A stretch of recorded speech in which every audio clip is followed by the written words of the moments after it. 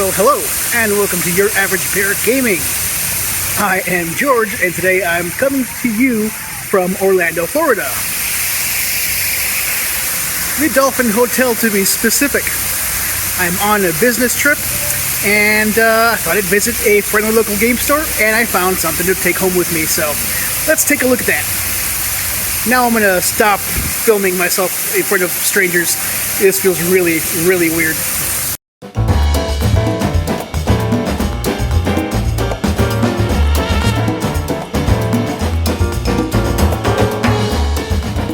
So I got back from Orlando a couple of days ago, and I needed a couple of days to recover. It was a lot of work, but it was also a lot of fun. I learned a lot at this conference that I went to, and hopefully I'll be a better professional as a result. Once the day's meetings were over, I was able to enjoy Orlando a little bit. Not as much as I had originally planned, because it turns out, I don't know if you know this, Orlando can be kind of pricey. Especially if you stay in one of the places I stayed at. I stayed on one of the Disney properties. Well, not actually a Disney property itself, but associated with the whole kit and caboodle. Everything was expensive, everything was far away.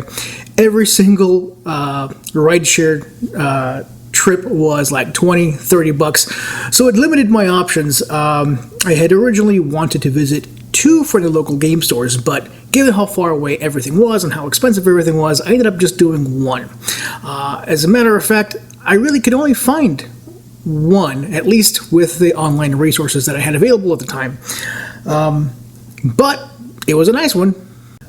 So I went to this place called Scifi City. It was the only local friendly game store that I was able to find on Google, although there was a Warhammer 40k store. I tend to prefer stores that are not affiliated, well, not, I don't know, franchised, owned. I'm not sure what the ownership model is for actual Warhammer stores, but I prefer to go to other stores. Those are the places that tend to have kind of more tables, more options, and they have options that are not Warhammer 40k because, you know, nerds being nerds, we like all kinds of stuff, not just Warhammer 40k or Warhammer Age of Sigmar or what have you. We like Star Wars Armada, we like comics, we like all kinds of stuff. And friendly local game stores not only allow us to, places to geek out in ways that we want to geek out, but I don't know, they seem to provide a vibrant sense of community that the normal Warhammer stores don't, at least in my experience. I may be completely wrong. If I am, let me know in the comments. I'll be happy to visit some of those in future trips. Having said all that, I got my rideshare driver to drop me off at the front of the store, and on the outside it looked a little industrial. It was in an industrial kind of area, you know, kind of light industrial, commercial, that sort of thing. And so, as is becoming clear to me, kind of the outside of the store doesn't really do justice on what the inside's going to look like or what it's going to feel like. So I walk in, and when I get there, there's nobody else in there except for the person who's manning the store. I forget his name. I'm really bad with names. I'm sorry if you're watching this, dude. You were awesome. You were really friendly, but I've forgotten your name, and that's completely on me. So I walk in. He said hi. I kind of chatted with him a little bit. Let him know, hey, look, would you mind if I take a few pictures? I've got a tiny little YouTube channel, and I just kind of want to kind of show people my experience. And he's like, yeah, cool, do whatever. Just make sure the name's on in the video. I'm like, yeah, absolutely. I've got like 400 subscribers, so it isn't going to do you any good, but I'll be happy to mention the name.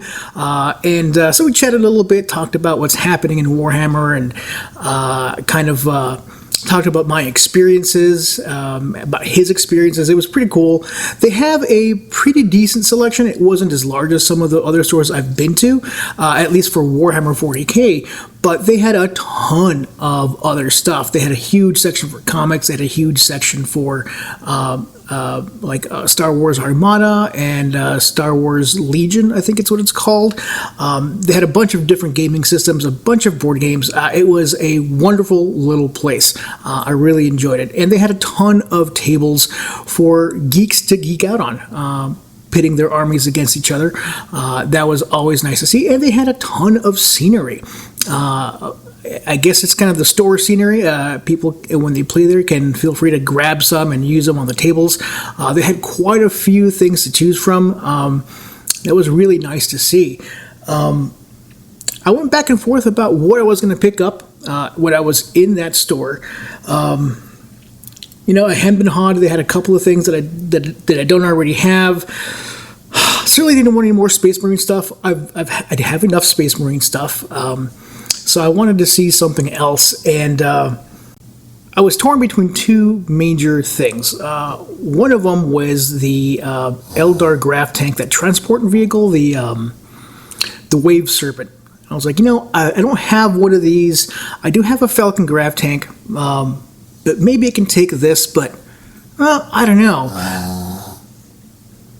My dog's having issues. The other thing that I was sorely tempted by was the Imperial Knights. I think he was a Questor or something like that. He was kind of a larger model. They had two of them in the store, and I was like, I do kind of want to paint one of these, but I don't know. I don't know if I'm ready for that. So I went back and forth. I finally ended up choosing the Eldar Wave Serpent. I figured it would give me an opportunity to magnetize, and it would give me an opportunity to paint something. I haven't tackled an Eldar vehicle yet, at least not in my current hobby journey. In the past, I did do an Eldar Graph Tank, a Falcon, and I did decent actually for my painting skills at the time, but I think I can do better, and I'm looking forward to working on this. In fact,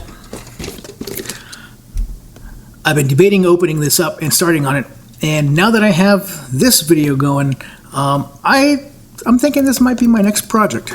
I'm not sure yet.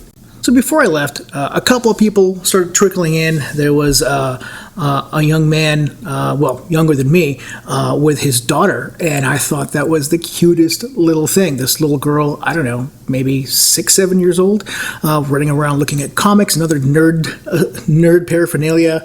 It kind of warmed my cold, dead heart. And there was a couple of other people walked in.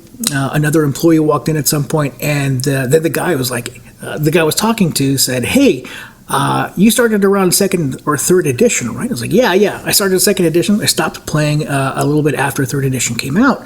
He's like, "Well, I've got something to show you. I have these and I don't know what to do with them." I was like, "Okay, what could he possibly want to show me?"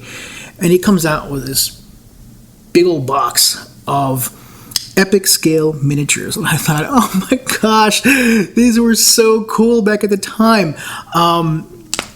Back when I was back when I initially played Warhammer 40K, Warhammer Epic Scale was a thing, right? It never caught on, obviously, because it's gone now. But I thought it was a really cool deal, and I did paint. One of my buddies had a Space Marine army, so I painted a bunch of little rhinos and I painted a bunch of little predators. My absolute favorite were the tiny little dreadnoughts. They came in little squads, I think of 3. I painted a ton of these little guys. They were so much fun.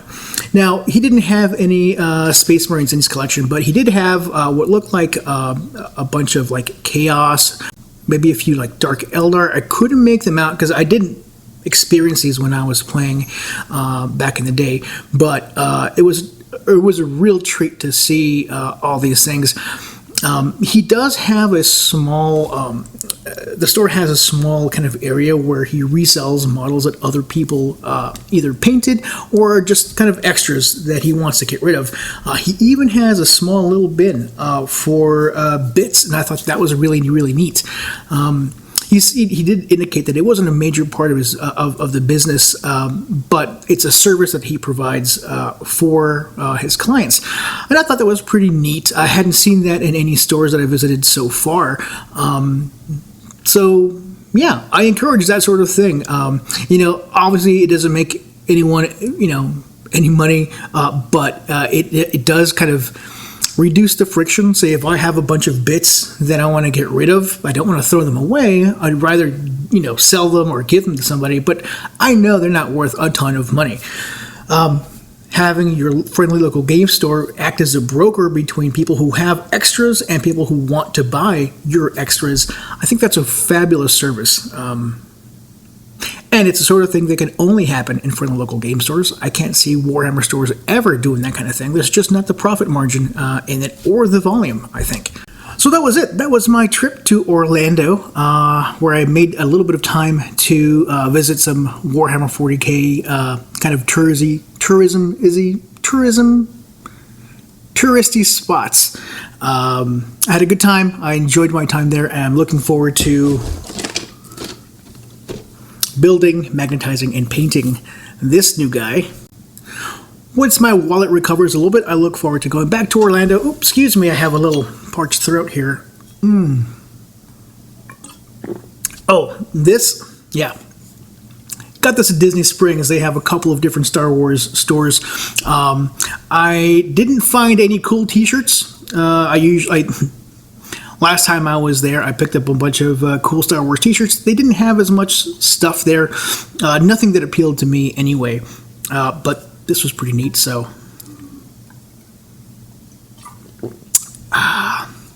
Refreshing. Thank you very much for watching today's episode. If you have a chance in your travels, I encourage you to go visit one of your friendly local game stores. Have a wonderful afternoon. Be nice to yourselves and each other. Peace.